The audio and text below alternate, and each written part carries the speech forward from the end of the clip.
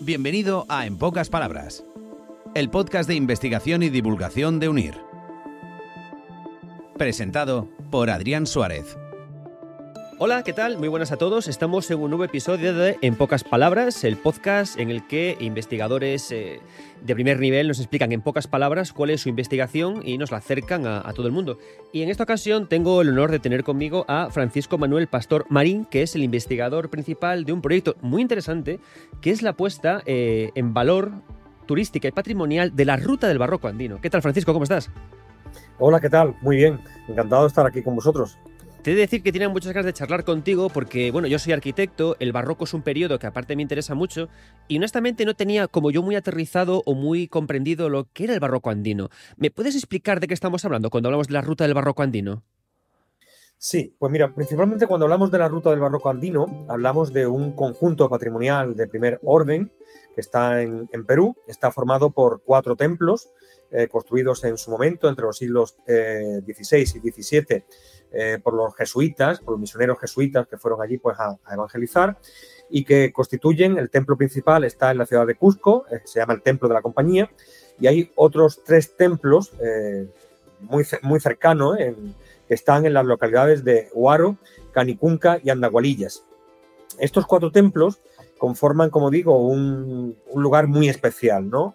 Porque aquí, como en ningún otro lugar, pues se configuró, se mezcló, se fusionó, diríamos hoy, ese barroco que llevaron los españoles, ese barroco europeo, con la cultura propia del país, ¿no? Ahí que hablemos específicamente de un barroco andino y que tiene como principal característica, como en otros barrocos europeos o español que conocemos, no solamente pues esa exuberancia, ¿no?, arquitectónica y escultórica y tal, sino que, como digo, también pues la mezcla con elementos propios de la cultura, adaptados obviamente para que sirvieran de instrumentos, de herramientas de evangelización para el cristianismo, para el catolicismo en esa región. Es un tema muy interesante. Estuve viendo estos templos que mencionas antes de poder charlar contigo y me gusta mucho porque, claro, el barroco, como lo hemos aterrizado aquí en Europa, podemos decir que el barroco es un estilo arquitectónico que hablaba justamente de exuberancia, de riqueza, mucho dorado, mucho oro, ¿no? Pero en contraste, el barroco andino, por lo que yo he estado viendo, y corrígeme si me equivoco, digamos que esa exuberancia tan de materiales, tan de oro, tan de reviravoltas en las columnas, se ha sustituido por otros elementos como más tradicionales del lugar, con elementos simbólicos, y me ha gustado mucho ver catedrales o templos en los que se ven sirenas, plumas o elementos más propios, entiendo, de la cultura andina.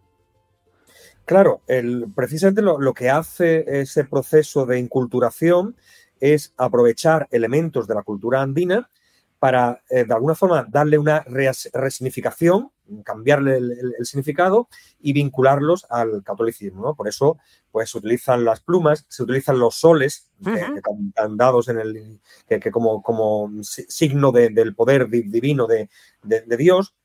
Y, de hecho, hay algunos de los templos, algunas de las capillas. A mí no me gusta comparar un elemento artístico que tiene un valor en sí mismo con otro que tiene también un valor, pero se le llama a veces la Capilla Sixtina, ¿no?, del Perú andino, precisamente por eso, ¿no? Hay uno de los templos en los que todas las paredes están pintadas precisamente con escenas en las que se muestra con elementos propios, característicos, definitorios de ese territorio, como es el cielo, el infierno y el purgatorio, precisamente, bueno, pues para que tengan esa evangelización, ¿no?, para traerlos hacia la fe cristiana, como digo. De hecho, me parece interesante porque, claro, cuando me hablas de que se introduce, por ejemplo, la idea del sol, claro, es curioso porque el sol es un elemento que en esa tierra está muy relacionado a sus propios dioses, el sol, ¿no? Entonces me parece interesante cómo hay como esa permisividad o generosidad, no sé cómo definirla exactamente, que llega el barroco, o sea, llega la idea de evangelizar y de cristianizar a las culturas que están allí y igualmente se permite, de alguna manera, que un elemento suyo propio esté en los propios templos. O sea, ¿esto cómo funcionó? ¿Es así justamente una idea de generosidad, de hacer de puente entre una religión y la otra con esta permisividad? ¿O cómo funcionó? ¿Sabes explicarme esta parte? Claro, bueno, esto yo no soy un experto, digamos, en teología, pero evidentemente gracias a este proyecto pues me he informado mucho y he tenido que leer mucho. Es un elemento definitorio del cristianismo, no solamente en este territorio, en esta época, sino a lo largo de todos los siglos.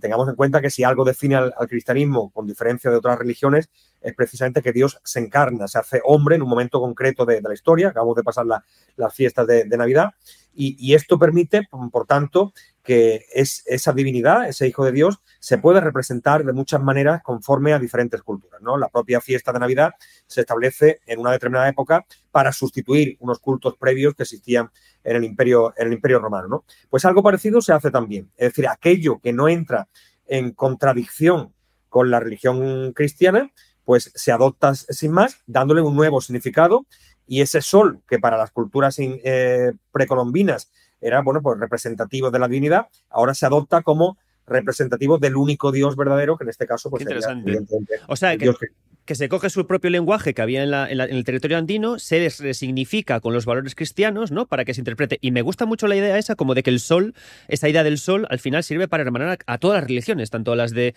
Latinoamérica como a la propia, la que llegaba, la europea. Claro, así es. Y por eso, bueno, pues hay tantos elementos, evidentemente, cuando algún español, algún europeo viaja a Perú o a cualquiera del resto de los países iberoamericanos, pues va a encontrar muchos de los elementos que estamos acostumbrados a ver en nuestras iglesias, pero lo va a ver también acompañado de otros elementos que son propios de las culturas precolombinas y que han sido adoptadas por la religión cristiana. Te tengo que hacer una pregunta que quizás es un poco incómoda, pero me interesa saberla. Claro, al final el barroco es un estilo que vino de Europa y que se instaló al final en el territorio andino. ¿Se considera o se tiene en cuenta ahora entre la gente de que vive en el territorio como un ejercicio colonialista o al revés, o se entiende como un hermanamiento entre culturas y se ve bien entre la sociedad que habita en el lugar ahora? Bueno, en Perú encontramos las dos vertientes. No podemos negar que evidentemente en toda Iberoamérica hay también, bueno, pues una corriente neoindigenista, podemos llamar, que ve mal todo lo que llegó del continente europeo, todo lo que llegó por parte de española. Yo, por lo que conozco del continente, me atrevería a decir que es una visión minoritaria, pero sí muy apoyada por determinadas élites políticas, económicas, tal, por propios intereses. Ya sabemos que siempre lo malo viene de fuera. Pero es verdad que en lo que es el pueblo, donde me honro tener grandes y buenos amigos, la verdad que la gente lo entiende como parte de su cultura. A fin de cuentas son ya 500 años los que han pasado de recibir esa herencia y es una verdadera riqueza, a mí me lo parece, ¿no? El que podamos estar a miles de kilómetros. Si un español viaja a Lima, por ejemplo, o a Cusco, puede estar a miles de kilómetros de su casa y entenderse en el propio idioma, en la propia cultura, en muchos de los elementos incluso gastronómicos, en nuestra forma de ser.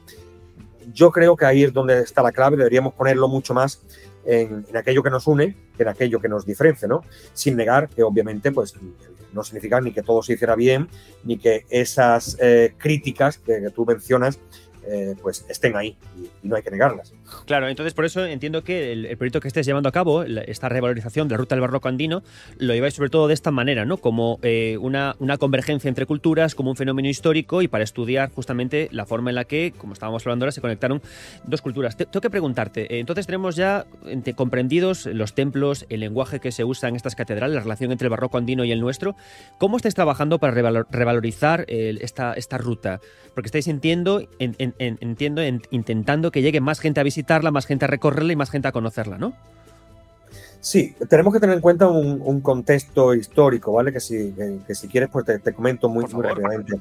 La ruta del barroco andino no es algo que nosotros hayamos creado, está ahí y tenía incluso, bueno, pues está gestionada porque los 4 templos son propiedad de la Compañía de Jesús, de los jesuitas, y están gestionados a través de una asociación, la asociación SEMPA. Lo característico de esta asociación es que todo aquello que se ingresa por las visitas turísticas o por los eventos que se celebren en los templos o por, en fin, los donativos, etcétera, todo eso íntegramente, lo que lo hace característico, revierte en la comunidad, en las poblaciones indígenas en las que se asientan estos templos. De ahí la importancia de mantener siempre un determinado nivel de ingresos. Pero ¿qué pasa? Que en los últimos años ha habido una serie de acontecimientos, algunos todos los conocemos, la pandemia de COVID-19 hace 5 o 4 años que tuvo un impacto grandísimo en todo el sector turístico, también la crisis sociopolítica que ha afectado de una manera importante en los últimos años a todo el Perú, e incluso, me atrevería a decir, una nueva conceptualización del turismo, ¿no? Que está muy influido por las redes sociales, por Instagram, de tal modo que parece que ir a Perú pues es ir solamente, porque así todo dicen las redes sociales, a Machu Picchu o a la montaña de los 7 colores o a elementos que a todos nos pueden llamar la atención. Y por tanto, ha caído de forma importante el número de visitas a estos 4 templos de la ruta del barroco andino. Y es ahí precisamente donde entra a jugar, digamos, a participar ese proyecto del que forma parte, liderado por UNIR, junto con la asociación SEMPA, que busca revalorizar en el convencimiento de que esa revalorización no solo va a servir para poner en valor unos elementos arquitectónicos, culturales, históricos, etcétera, que ya de por sí son especialmente preciados, sino que además, en la medida que contribuyamos a ello, va a redundar en beneficio de la sociedad. Ese es fundamentalmente el objetivo principal que tenemos con este proyecto. Vale, me gusta porque has señalado varios elementos. O sea, hablas ya de la ruta, que es interesante más allá incluso de lo arquitectónico, ¿no?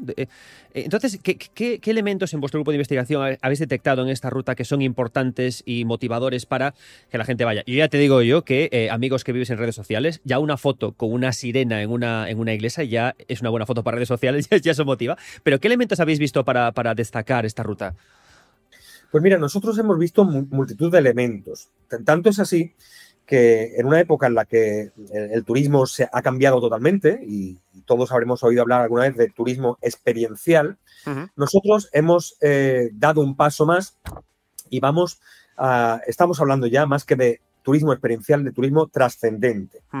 Es decir, la persona que visita la ruta no solo vive una experiencia, sino que puede trascender de muchas maneras. Evidentemente porque estamos en unos templos, con lo cual el concepto de espiritualidad está muy presente.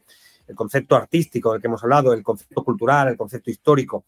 Y este concepto quizá que queda más difuminado, pero hay que hablar también de sostenibilidad. Los templos están en unas zonas de especial valor medioambiental, con lo cual también está ahí el tema de la sostenibilidad, tan importante en el mundo actual, y por supuesto el tema solidario, comunitario.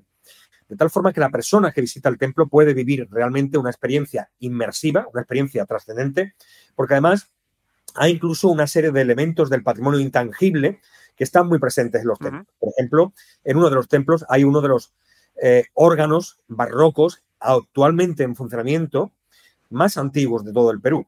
Con lo cual, ¿Se trajo de Europa o se hizo allí en el momento? Se hizo allí.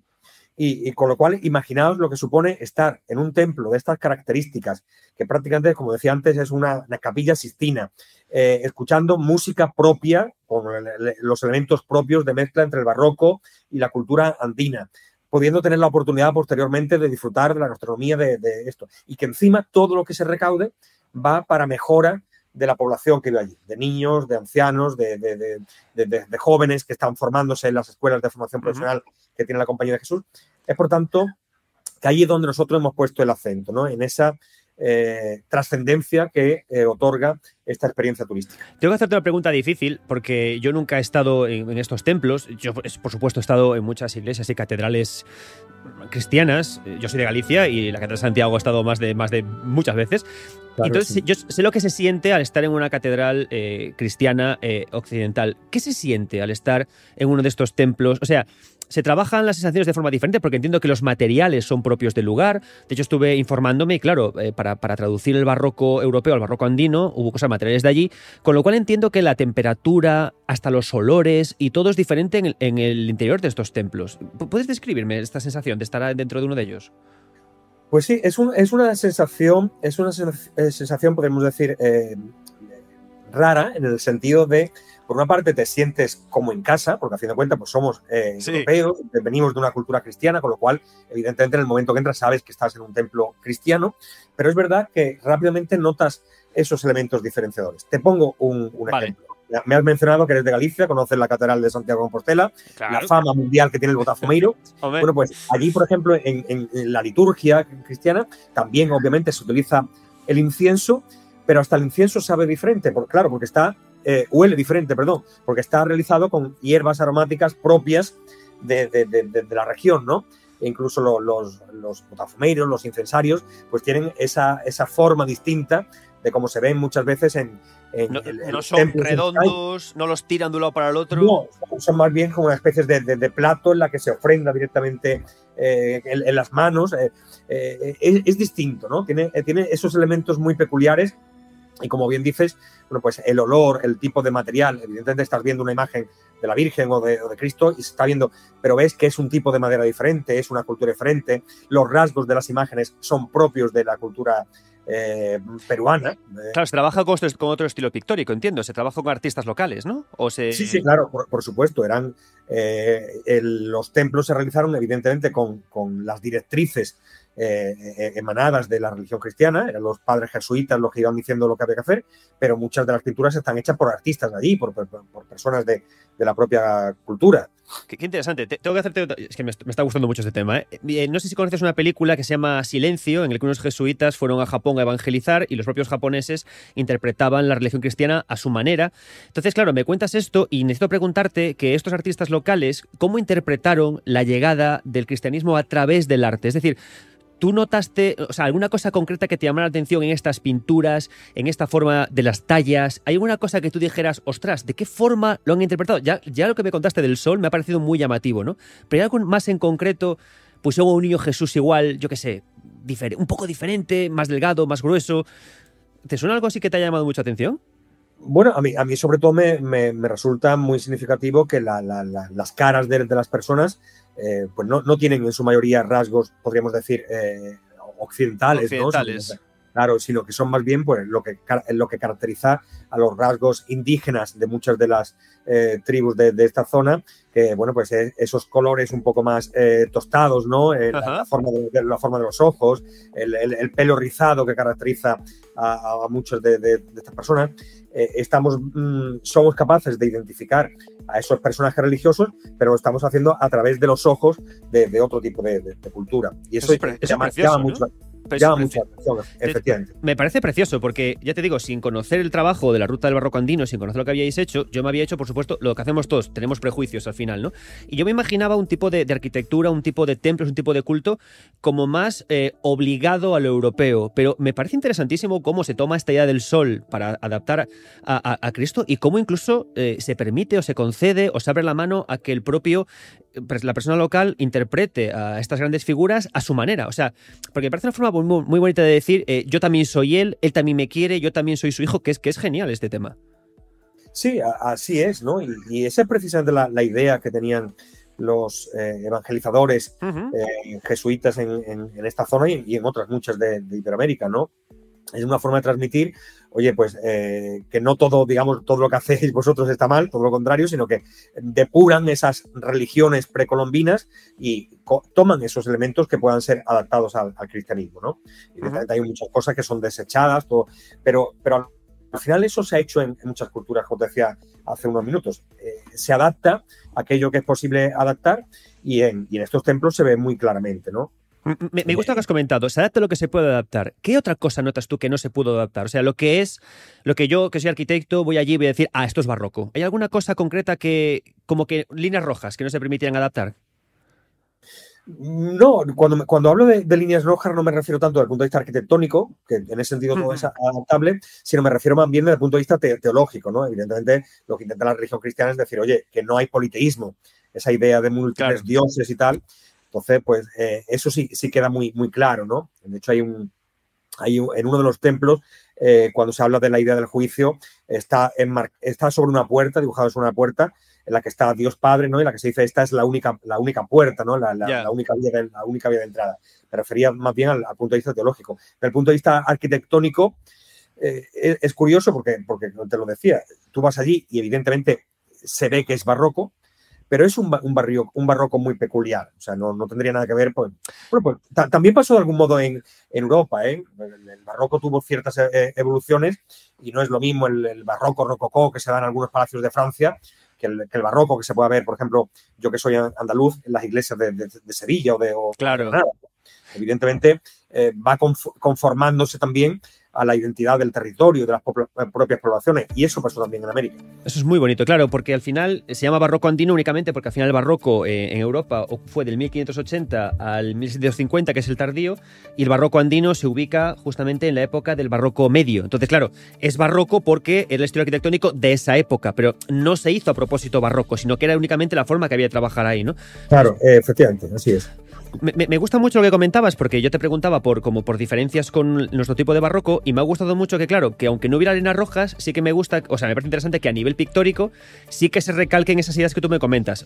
Ok a todo, pero politeísmo no, y te muestran directamente trabajos concretos para convencer o para evangelizar sobre las ideas concretas que me comentas, como por ejemplo la idea del monoteísmo. Son chulas porque son pinturas muy, muy, muy de lugar, es decir, no van a aparecer en otro sitio, porque en otro sitio no había esa problemática a nivel de evangelizar, ¿no? Por eso únicamente están aquí con la fuerza en la que están. Bueno, ten en cuenta que esa es precisamente la función del arte barroco, ¿no? Si nos vamos un poco a la historia, el arte barroco podríamos decir que es el arte propio de la Contrarreforma católica, que hay una determinada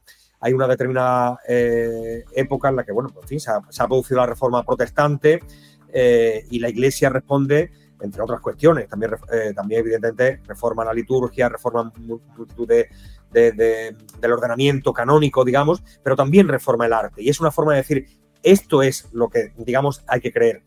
Y era una forma de alfabetización, en una época en la que no podemos olvidar, gran parte de la población era analfabeta. Bueno, pues eso que sucede en Europa, de algún modo, con otras características, se lleva también a América. Ahí, en ese caso, no había que luchar contra la reforma protestante, sino que ahí la lucha era contra pueblos que no habían conocido el cristianismo, que eran politeístas, paganos, ¿no?, en la nomenclatura de la época, y por tanto se utiliza lo que está al alcance de los misioneros para evangelizar, que es evidentemente el arte, pero son también otras muchas cosas, ¿no? Por ejemplo, sí, a veces se olvida, yo creo que de forma interesada, que por ejemplo muchas de las lenguas indígenas se mantienen porque los propios misioneros la aprendieron para poder evangelizar en sus idiomas a los pueblos originarios.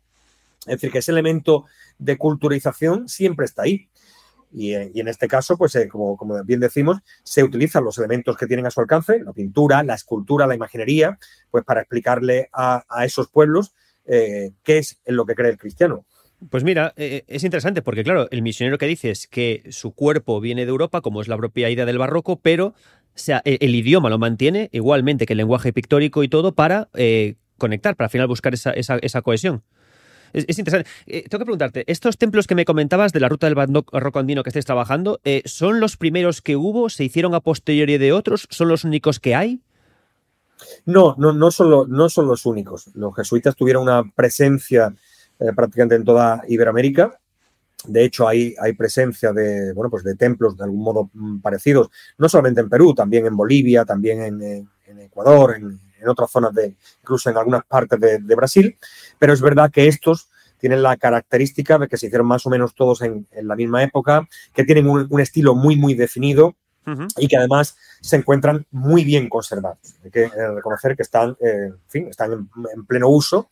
Y si yo invito aquí a los oyentes a que entren incluso en las redes sociales, porque tienen, no solamente desde el punto de vista histórico, como digo, sino es curioso ver la celebración de fiestas muy tradicionales, ¿no? La noche de San Juan, por ejemplo, que se celebra muchísimo, o el Día de la Candelaria, que es ahora en febrero, ellos lo celebran con los elementos propios del cristianismo, pero también con sus danzas rituales, con sus fiestas. Wow, eso tiene que estar chulo. Es que esa mezcla me gusta mucho, ¿eh? Es que te juro que me está gustando mucho esta idea de mezcla que me estás contando. Y a eso quiero ir. Vamos a meternos ya en eso, ¿no? Cómo poder llegar allí e incluso en qué momento. La idea que me estás contando de poder ir en una fiesta concreta en la que se produce esa mezcla de culturas y de tradiciones, ¿cuáles son, digamos, como los días o los momentos o las fechas en las que podemos encontrar esto si viajamos?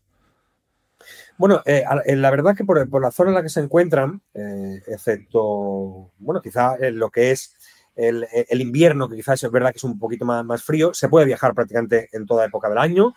Perú está bien conectada con España mediante... Pero el top, los Greatest Days, los bueno, pues, que dices, aquí vais a... fundamentalmente, si yo tuviera que decidir ahora, oye, que nos vamos, yo optaría por las grandes fiestas religiosas. Es verdad que cada uno de los templos tiene su propia, ¿no? Por ejemplo, ahora la capilla de la Virgen Purificada, que es una de las que estamos hablando, su gran día es ahora el 2 de febrero, el día de la Candelaria, ¿no?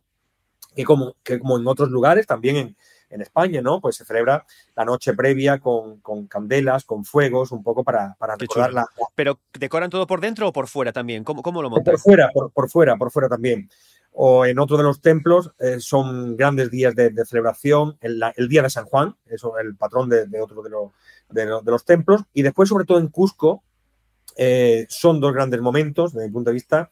Por un lado, la Semana Santa, tiene una Semana Santa con sus características propias. Claro, también. ¿cómo la celebran? Porque también vino de Europa la idea de la Semana Santa, sí, ¿no? ¿Cómo la interpretan ellos? ¿Cómo la celebran? Pues mira, es una Semana Santa, digamos, muy parecida a la Semana Santa más conocida de España, quizá la Semana Santa andaluza o la Semana Santa castellana, con grandes pasos, se sacan las imágenes de la calle, hay procesiones y se celebra con bandas de música, es decir, Cusco celebra la Semana Santa. Evidentemente, el tipo de música, pues nada más que lo oyes, es diferente, porque es una música propia de Perú y los elementos característicos propios, pero la esencia es un poco la misma, ¿no? Que la que se celebra en grandes lugares, en muchos lugares de España.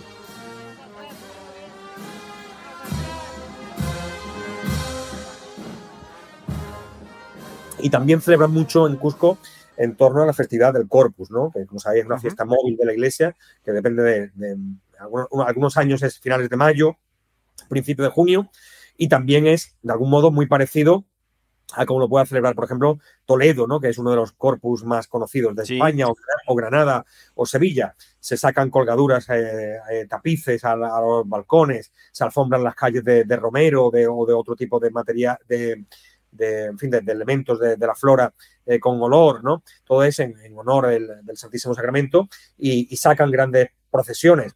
Hay una procesión solemne, una procesión general en los días previos del Corpus en Cusco, en las que sacan procesiones con todos los santos, digamos, que de algún modo han marcado la historia de la ciudad. Uno de ellos, de hecho, recuerdo que es Santiago Apóstol, ¿no? También lo tienen a santiagueño. Con España, ¿no? Es decir, que tienen fiestas, obviamente, pues muy arraigadas de la religión cristiana, pero con esas características propias del folclore tradicional de ellos. Me gusta porque, claro, ya únicamente por el valor estético, entiendo que no hace falta ser creyente para poder disfrutar de todo esto. Con amar la cultura, la mezcla de ideas, la propia historia, ya es un viaje interesante y una ruta interesante. Tengo que preguntarte, yo soy de Galicia, o imagino escucha gente de Madrid, gente de Valencia, ¿cómo organizo este viaje? ¿Me lo busco por mi cuenta? ¿Tienes algún enlace, alguna referencia para poder hacerlo? ¿Voy para allí y ya está? ¿Y voy llegando? ¿Cómo hago? Bueno, aquellos que quieran información específica de la Ruta del Barroco Andino, la Ruta del Barroco Andino tiene una página web propia y tiene redes sociales en prácticamente las principales, tiene cuentas en las principales redes sociales. Está en Twitter, en Instagram, está en Facebook, está en LinkedIn, tiene canal de YouTube, es decir, que se puede encontrar fácilmente información poniendo simplemente RBA o Ruta del Barroco Andino. Con lo de RBA tienes competencia, ¿eh? Fue un nombre ahí irregular, ¿eh? Ahí sí, pero bueno, sí, poniendo Ruta del Barroco Andino vais a encontrar información muy claramente sobre los 4 templos. Y si alguien va desde España, pues evidentemente, como decía, hay vuelos directos. Pero hay un pack, hay un pack o algo. Es decir, yo no me quiero complicar la vida. Yo quiero que me digas, mira, niño, métete en rutabarrocoandino.com, tienes ahí el pack, clicas y para allá. ¿Hay algo de este estilo? Bueno, esto se puede encontrar, pero no directamente con la Ruta del Barroco Andino, porque tengamos en cuenta que la Ruta del Barroco Andino es un destino, podríamos decir. El destino, estamos aquí para venderlo, ¿eh? Es el destino. Es el destino. El destino. Bueno, pues es el destino, pero lo que es el producto turístico, obviamente está comercializado por touroperadores. Vale. Es decir, que en cualquier agencia de viajes, de todas las que conocemos, se pregunta Ruta del Barroco Andino y hay paquetes, evidentemente, realizados. No es, digamos, ni la función de SEMPA, ni tampoco la nuestra como investigadores, comercializarlo, pero sí hemos contribuido a que el producto, el destino, sea cada vez más conocido para que esos touroperadores puedan comercializarlo mucho mejor. Claro, justo, porque vuestro proyecto de investigación es justamente el que comentas, comunicarlo, darlo a conocer, darlo a sentir y darlo a comprender. Yo por ya ir acabando, y tengo una última pregunta que me surge a raíz del problema principal por el que ha surgido tu grupo de investigación, que por decirlo llanamente es porque entiendo que a los influencers es como que no les parece tan atractivo la Ruta del Barroco Andino como los otros lugares míticos, ¿no? ¿Os habéis planteado en vuestro grupo de investigación contactar con influencers justamente para motivarlo de esta manera? Que los influencers vayan o... ¿Estáis trabajando en esa línea? Sí, precisamente esa es una de las grandes ideas, ¿no? Hay una parte fundamental, que es precisamente la que yo dirijo del proyecto, tiene que ver con las líneas de comunicación y marketing. En ese sentido, bueno, pues estamos ahora mismo, hemos hecho talleres de formación para todo el equipo de comunicación, los community managers de la ruta, para que sepan cómo tienen que trasladar el mensaje. Estamos en un cambio de modelo de la página web y además estamos desarrollando, hemos hecho un plan general de comunicación específico para la ruta y estamos trabajando ya poniendo algún tipo de acción específica en este sentido que comentabas. Por ejemplo, en el mes de octubre participamos en la principal feria turística de Perú, que se celebró en Lima, y ahora en unas semanas, en unos días, vamos a participar por primera vez, vamos a tener un acto grande de presentación en la Feria Internacional de Turismo de Madrid, en Fitur 2025, en la que vamos a tener la oportunidad de presentarle tanto a periodistas especializados como a influencers, como a blogueros, etcétera, todo esto que estamos comentando. ¿Y qué reciben además los creadores de contenido, los influencers, la idea del Barroco Andino? Porque es que me parece muy interesante. Hay fiestas, el lugar está estupendo, la arquitectura está bien. ¿Cómo lo reciben? Porque es un cambio de paradigma para ellos, fijarse en esta otra cosa.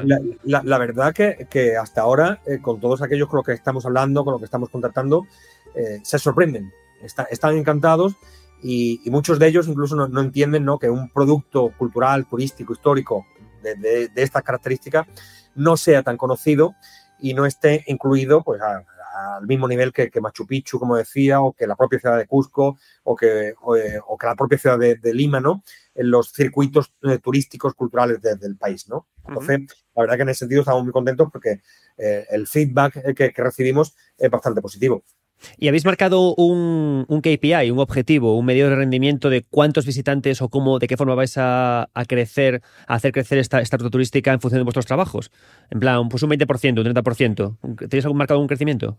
Bueno, nosotros estaríamos satisfechos si creciéramos en el plazo de 2 años en torno al 10-15%. Teniendo en cuenta, eso sí, especificando, también lo decimos muy claro, que el objetivo principal sí es que aumente el número de visitas, pero no buscamos tampoco, y ese es un elemento importantísimo porque perdería la esencia, no buscamos tampoco la masificación. No, claro. De hecho, los perfiles, el target de público al que nos dirigimos, o el público meta, como queramos llamarlo, es más bien un público de un nivel adquisitivo alto, que busque la cultura, que tenga un cierto nivel cultural, es un poco ahí donde nos dirigimos, más que a un público masivo que pudiera romper con la esencia de trascendencia que estamos buscando.